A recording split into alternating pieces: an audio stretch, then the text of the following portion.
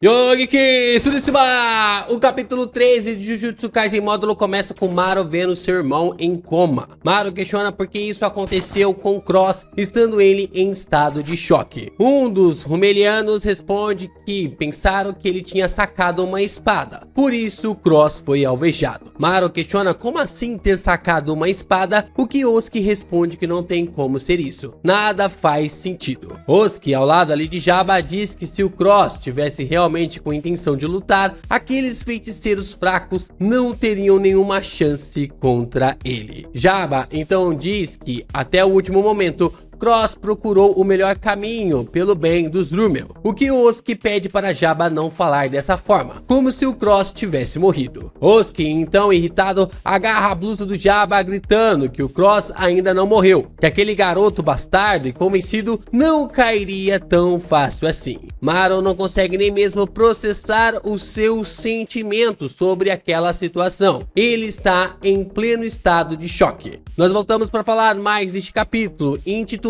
de Aceitação depois da vinheta.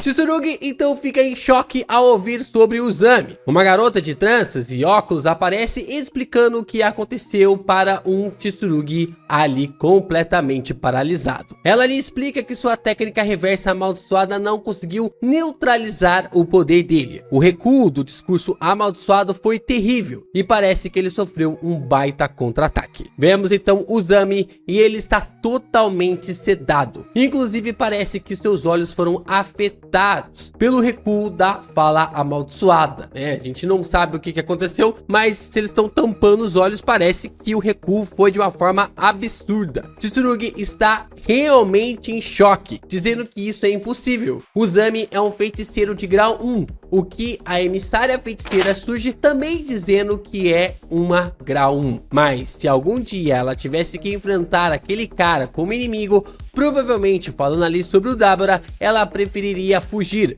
Dependendo do humor dele, ela poderia até mesmo se churrascar. Ela poderia preferir até mesmo se churrascar. A jovem emissária está assustada. Ela diz que ele não pode ser medido como um feiticeiro comum. Ele é como uma calamidade do começo ao fim. Vemos então a fala do Dabura no final do capítulo passado, questionando sobre o que todos estão fazendo. Meus amigos, esse capítulo serviu para mostrar o nível de Dabura, né? Um nível extremamente absurdo, e eu espero também que vocês façam com que esse vídeo tenha um nível extremamente surreal. E para isso você precisa deixar o seu like, se inscrever aqui no canal e também compartilhar os nossos conteúdos por aí. É muito importante você continuar reagindo, comentando, divulgando ainda mais os nossos vídeos para que o YouTube continue a compartilhar os nossos conteúdos aqui pela plataforma. Você ainda pode nos ajudar ainda mais, se tornando membro aqui do canal, mandando seu valeu e mandando seu hypar. Fazendo isso, você já nos ajuda pra caramba. Se você é fã dos conteúdos de Jujutsu Kaisen, principalmente aqui do canal do Geek Brasil, você continua a nos fortalecer através de cada contribuição nos nossos vídeos. Os Simurianos então reconhecem a chegada de Dabura. Uzami diz para ninguém se mexer, o que deixa Yakumaru em choque, dizendo como se precisasse que alguém os avisasse. Dabura então começa a farmar aura de forma gratuita e já deixa Yakumaru em choque, dizendo quem é que conseguiria se mexer diante de um monstro como aquele. Os Simurianos saem correndo com Cross no braço, passando pelo Dabura, e ele entende automaticamente o que havia acontecido. Dabura começa a pensar em sua promessa de que protegeria todos os Simurianos, e ver o Cross ferido acabou com ele. Dabura então questiona o que os Simurianos estavam fazendo, o que Osuke responde que aqueles insetos da terra eram na verdade Kalyan, e Jabba responde que então tudo ficou caótico. O idiota então do Yakumaru, desde ficar quieto, tentou corrigi-los, dizendo que aquilo eram maldições e não Kalyas. Em questão de milésimos de segundos, Dabura se locomove para perto do Yakumaru como se tivesse se teletransportado. Ele questiona se foi ele quem havia atirado no Cross, o que em choque, Yakumaru responde que sim. Uzami então se aproxima do Dabura e diz para ele não se mover, utilizando ali a técnica da fala amaldiçoada. Porém, mesmo sendo rápido bastante, o Dabura consegue consumir o braço direito do Yakumaru como se fosse nada. Vai carne, ossos, nervos, tudo como se nunca tivesse existido. Apenas a fumaça testemunha ali de uma forma como se aquilo realmente tivesse existido em algum momento. Uzami então fica assustado, dizendo que Dabura é rápido demais. Yakumaru só consegue gritar de dor, enquanto Jaba tenta impedir um derramamento de sangue ainda maior. A questão é que Uzami achou que sua técnica sendo usada no Dabura era como se fosse usada em qualquer um. A falta de experiência dele contra monstros de nível especial fez com que Uzami sentisse um recuo absurdo que ele nunca presenciou. Sangue então começa a jorrar ali da boca de Uzami e ele começa a pensar que nem mesmo usar uma fala amaldiçoada muito forte, o recuo acabou sendo algo terrível. Dabura não fica muito impressionado com o Jujutsu da Terra, enquanto alguém diz que ele é lento demais. Dabura então diz que parece que Yakumaru está sofrendo. A feiticeira espadachim fica em choque dele estar ignorando a técnica do Uzami e estar se movendo normalmente. O outro feiticeiro diz que isso é muito ruim. Dabura não só é resistente, como também consegue agir mesmo estando sob o efeito de uma técnica. E só para reforçar um ponto aqui, essa técnica do Uzami não é tão forte quanto a técnica do Inumaki, né? A fala amaldiçoada do Inumaki. Ou seja, não quer dizer que o Dabura seja mais forte que o Sukuna, porque até mesmo o Sukuna ali, quando já tinha passado pela batalha do Gojo, ficou paralisado pela fala amaldiçoada do Inumaki. Mas essa fala amaldiçoada do Uzami é bem inferior ali em relação à fala amaldiçoada do Inumaki. Por isso que o Dabura consegue atropelar essa fala amaldiçoada do Uzami. O roteiro do Gege está fazendo o Dabura agir de forma superior ao Sukuna, mas tem que prestar atenção aos detalhes para entender que o feiticeiro simuriano ainda não está no mesmo patamar que o Rei das Maldições. E parece nem estar, visto que ele não conseguiu curar o Cross, como a gente conseguiu realmente ver no começo ali do capítulo, né? Talvez ele não conheça a técnica amaldiçoada reversa. A partir do momento que ele conhecer a técnica amaldiçoada reversa, aí sim ele vai poder replicar isso. Mas até então, até aquele momento, né? Pelo menos até essa visão, ele não deve saber o que é a técnica amaldiçoada reversa. Por isso que ele não é capaz de utilizar. Tentando falar como pode, Uzami pede perdão pela grosseria deles. Eles pedem profundo perdão pelo ocorrido com o Cross. Eles realmente sentem muito. Pede, por favor, para que o Dabura recue agora. E também solicita uma nova chance. Um momento para conversar novamente. Uzami se ajoelha perante o Dabura, usando toda a força do seu corpo para isso. Se humilhando para que todos não sejam mortos. Ele usa até aquela pose, né? Que acho que se não me engano, o Takaba faz com o Kenjaku, né? Que é aquela pose de ficar de joelhos no chão, de se posicionar, se humilhando, né? Como o japonês até mesmo fala sobre esse paralelo ali, essa pose perfeita, né? A visão perfeita. Então o Uzami, ele até mesmo se ajoelha nesse sentido, buscando se humilhar para poder receber ali o perdão. O Dabura diz que o Cross vai morrer com os ferimentos que sofreu. Ele não vai acabar durando muito. O Uzami, vomitando sangue, diz que eles podem tratá-lo. Ainda pode haver salvação, pedindo para que o Dabura considere, e dessa forma ele pede por favor mais uma vez. Dabura então acaba dizendo ali que 12 ou 13 ali feiticeiros do Japão não são suficientes para compensar pela vida do Cross, vendo todos os feiticeiros ao seu redor que estão ao lado do Mino e também do Mino, e que vai tomar a vida de todos os subordinados do Uzami. Uzami então acaba gritando com a boca cheia de sangue para que Dabura leve só a ele e para poupar a vida dos demais. Caramba, ó, o Uzami cresceu pra caramba neste capítulo, hein? O cara tá na frente ali do destruidor e tipo assim, ele poderia simplesmente, agora já não é mais comigo, né? Vou dar um passo pra trás. E o cara continua tentando defender até aqueles que fizeram cagada, né? Porque se ele deixar, né? Se ele acabar deixando ali o Dabura fazer qualquer coisa, né? Tipo, matar qualquer um ali, já não vai ter mais volta, sabe? Tipo, não tem mais volta. Se o Dabura finalizar qualquer um ali, o ódio vai se espalhar entre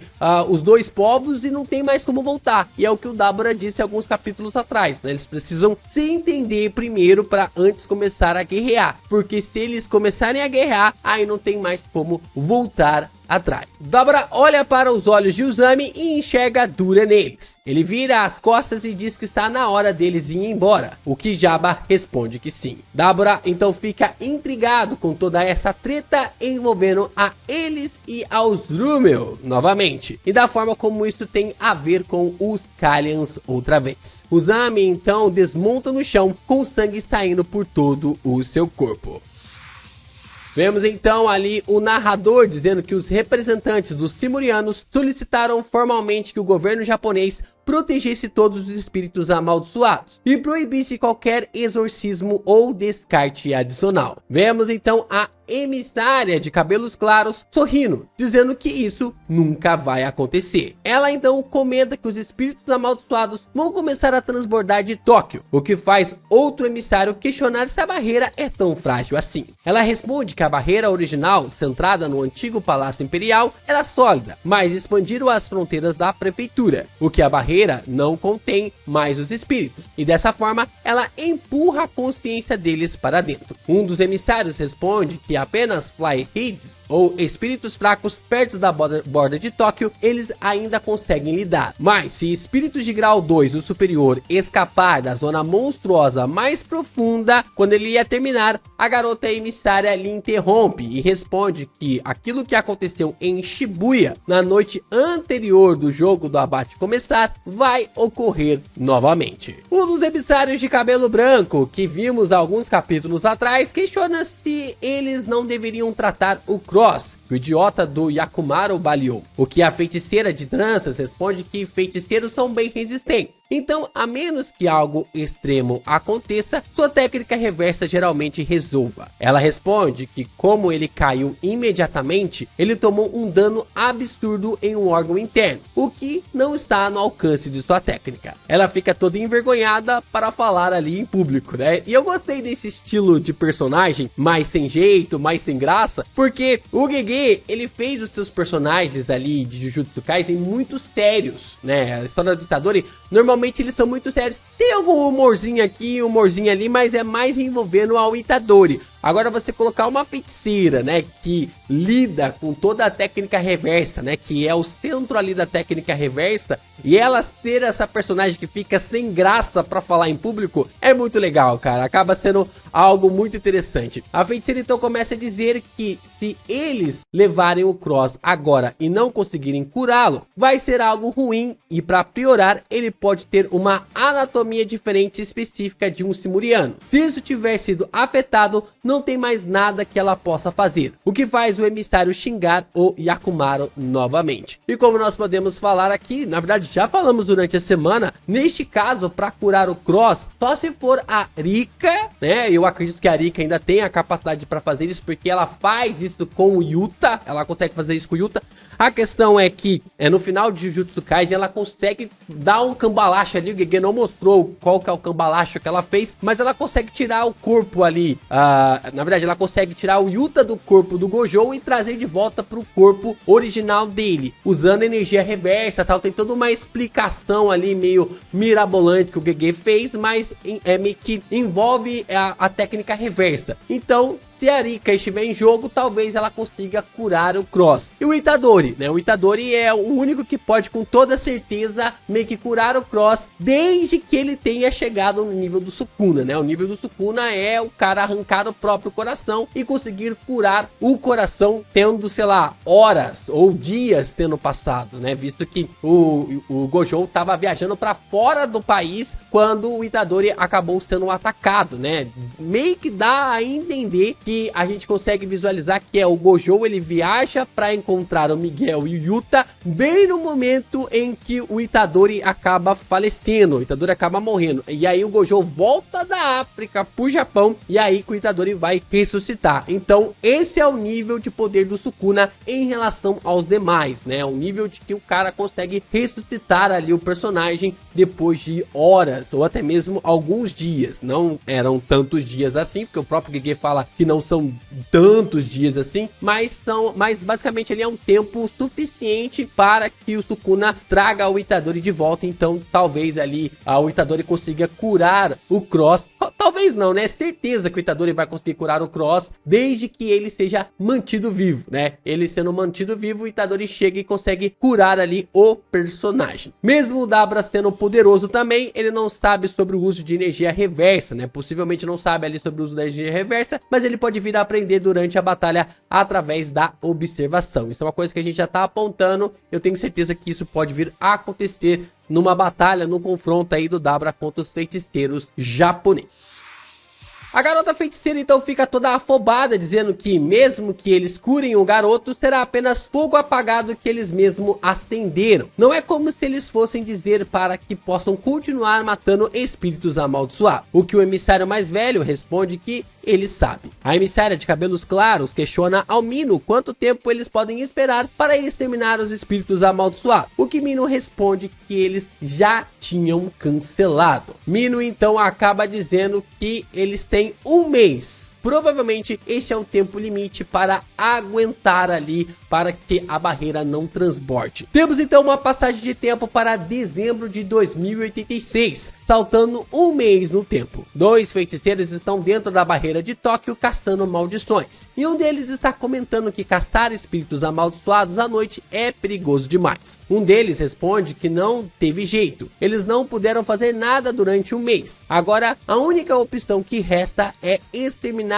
os espíritos, sem com que os Simurianos percebam. Vamos para a nave e um dos Simurianos questiona se o Osuke consegue sentir mesmo estando daquela distância. Osuke diz para que eles foquem suas percepções na direção de Tóquio logo abaixo deles. Ele diz para eles não se preocuparem, o dano das lágrimas será mínimo, que eles devem conseguir senti-los mesmo dali. O terceiro olho do Osuke começa a chorar, e ele começa a dizer que consegue ouvir as vozes dos espíritos amaldiçoados. Não, ele consegue ouvir as vozes dos Kalians, né? Já parece que meio que virou quase como se fosse uma seita ali, né? Tipo, ele consegue ouvir as vozes, consegue realmente ver ali essas questões dos espíritos amaldiçoados, e ele quer passar essa projeção para os humanos, só que os humanos não têm isso, né? Então ele tá meio que forçando esse sentimento, forçando essa percepção, e até mesmo tá forçando a ideia ali de que os espíritos amaldiçoados são Kalians, né? Só que o próprio Cross já falou, eles não são Kalians, e tipo assim, tem uma percepção em que os dois lados estão errados, né? Só que também não tem nenhum lado certo.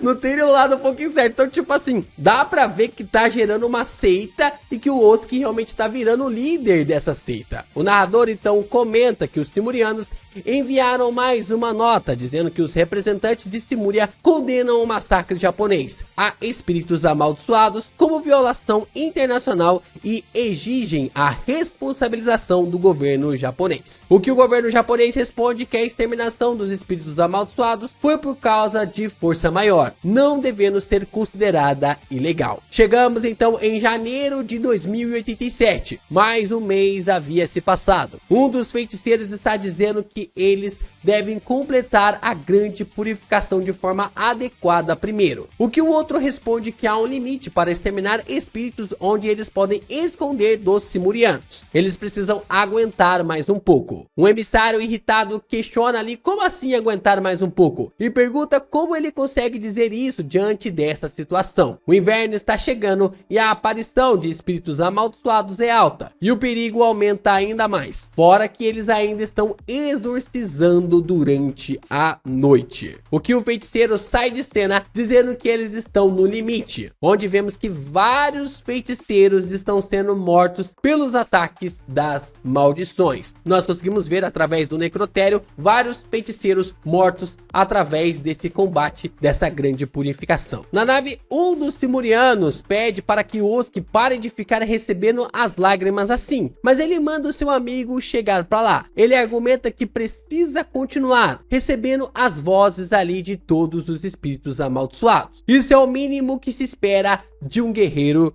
Rumel. Oski questiona por que os humanos matam os Calians. Se eles pudessem ouvir as vozes, com certeza poderia ser tudo diferente. Dabura aparece e manda Oski parar com isso, mas Oski fala para Dabura que ele também não consegue ouvir as vozes, por isso ele não entende. Ele não é um Rumel, ele é apenas um forasteiro dos Denskunter. Dabura então se aproxima de Jabba e pede desculpas a ele, dizendo que não dá mais. Oski está certo e que ele é apenas um guerreiro Denskunter afinal. Os mensageiros Simurianos então mandam uma mensagem para o governo japonês, dizendo que eles confirmaram que a exterminação dos espíritos amaldiçoados continua em Tóquio. Então, com um novo governo e uma nova nação dedicada à proteção ali dos espíritos amaldiçoados, será fundada a nação Rumel em Tóquio. Se o pedido for recusado, eles pedem arbitragem por um duelo no estilo dos Denskunter. Começa uma discussão generalizada entre os emissários do Japão. Um diz que a exterminação foi descoberta e ficam irritados, dizendo que arriscaram muitas vidas para matá-los à noite à toa. O que acaba dizendo que se dane tudo e pede para entregar logo Tóquio. O outro argumenta, mas e os espíritos? Dizendo que eles vão transbordar pelo Japão a qualquer momento. Que separar território é apenas isolar. Agora pode até funcionar, mas para a próxima geração e a outra vai ser um desastre. A discussão aumenta enquanto um dos emissários diz que os Rumelianos fazem o que querem. O que Mino estava prestes a rebater, isso faz a garota ali emissária mandar os dois ficarem quietos. Ela então diz que para o duelo contra o Dabura, o único candidato possível só pode ser Yuji Itadori, e questiona se Mino havia conseguido algum contato dele, o que ele responde que não, nenhuma pista havia sido encontrada. Então vemos Nobara. Nobara está bem velha e está dando um depoimento em um apartamento num prédio bem alto. Ela comenta que a última vez que viu o Itadori foi no funeral da Hana. Ele disse que não iria mais em nenhum funeral. Nobara diz que Yuji parece fortão, mas é sensível demais. Ele não suporta mais se despedir de ninguém. Talvez ele nunca imaginou que o desejo final do seu avô acabaria não sendo cumprido. Nobara está com um gato em suas mãos e vemos que ela já está bem velhinha ali através de suas mãos. Ela também diz que estava bem cansada, dizendo que Yuji nunca envelhece. Nobara diz que quando encontra o Itadori, ela se lembra dolorosamente que está ficando velha. Não seria um problema, mas ele fica com uma cara de culpa tão grande que ela simplesmente não aguenta. Gege, você é um desgraçado. Você é o gato caolho maldito desgraçado. Eu vou aí no Japão te caçar, Gege Akutami. Meu Deus, você não deixa o menino Yuji em paz, cara. O garoto continua a sofrer até quando o sofrimento dele era pra ter parado. Meu Deus, o cara não consegue nem realizar a vontade do próprio avô. Que ódio é esse pro seu protagonista, por ser o protagonista? E o garoto ainda fica se sentindo culpado por não envelhecer e os outros sim. Toda vez que ele vai ver os seus amigos, ele acaba ficando ali se sentindo culpado. Realmente, cara, o Gege Akutami é um bicho inacreditável, cara. Nobara então se despede e vemos que seu depoimento é por áudio. Ela diz que se conseguirem falar com ele, diga para ele não lhe subestimar, lhe chamando de idiota. Mino então questiona se toda a esperança se foi, mas a emissária responde que ainda existe uma esperança. Tudo depende dela. Em janeiro de 2087, de Simuria, o representante Rumel, Dabura Karaba, solicita um duelo para proteger os espíritos amaldiçoados e ceder Tóquio. O Japão responde indicando que o representante deles é Yuka Okutsu e aceita ali de forma pessoalmente, né? Ela aceitou ali de forma pessoalmente. Vemos Yuka e ela está cara do Yuta, estando pronta assim para a batalha.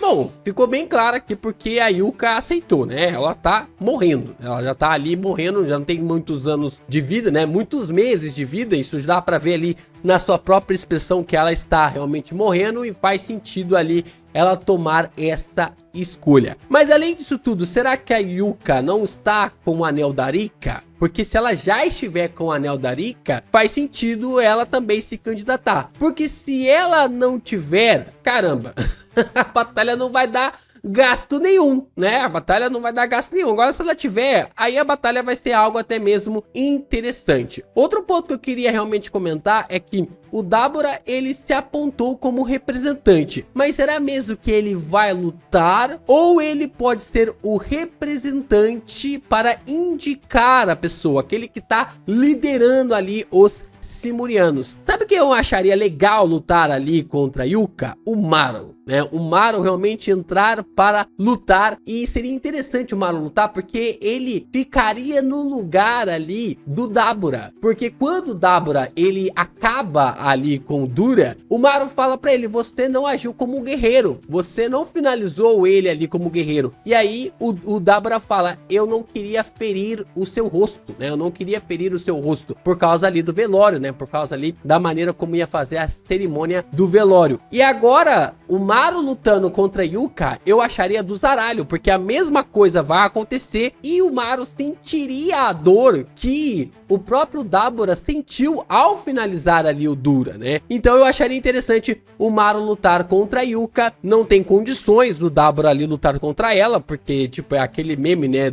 da bomba da bomba de hidrogênio versus ali o bebê, né? Eu não sei se é assim, né? Hidrogênio bomb versus ali o bebê, né? A Yuka é o bebê e o Dabura chegou perto do cara, ele já fez o braço do maluco desaparecer, cara. Não deu nem pra entender que técnica que ela quer. O Maro já vai ser uma apelação, mas tipo assim, passou ali um pouco mais de 2 meses, então dá pra entender. A gente sabe, né, que o potencial de um feiticeiro, ele tem uma necessidade de escalonar de forma muito rápida, né? Esse escalonamento, ele é muito rápido e acontece de acordo ali com as questões envolvendo ao que é necessário, né? Ao que se tem de necessário. Então, a gente sabe que existem várias condições, vários processos que eles aprenderam ali durante o terrorismo em Shinjuku, que a Yuka pode ter usado durante todo esse tempo para conseguir evoluir ainda mais os seus poderes. Bom, Gege conseguiu escalonar tudo de forma fantástica. Para quem estava reclamando que a obra estava lenta demais, toma aí, né? Porradaria. Será que vamos ter porradaria nos próximos capítulos? Semana que vem nós temos página colorida, não sei se é página dupla, provavelmente, né, seja Double Pager Color, porque Jujutsu Kaisen módulo vai estar na capa da Weekly Shonen Jump. Eu acho que vai estar na capa, né, pelo que eu vi aqui vai estar na capa, e também teremos ali a página dupla colorida. Então, grandes coisas podem acontecer nos próximos capítulos de Jujutsu Kaisen módulo, principalmente a porradaria envolvendo a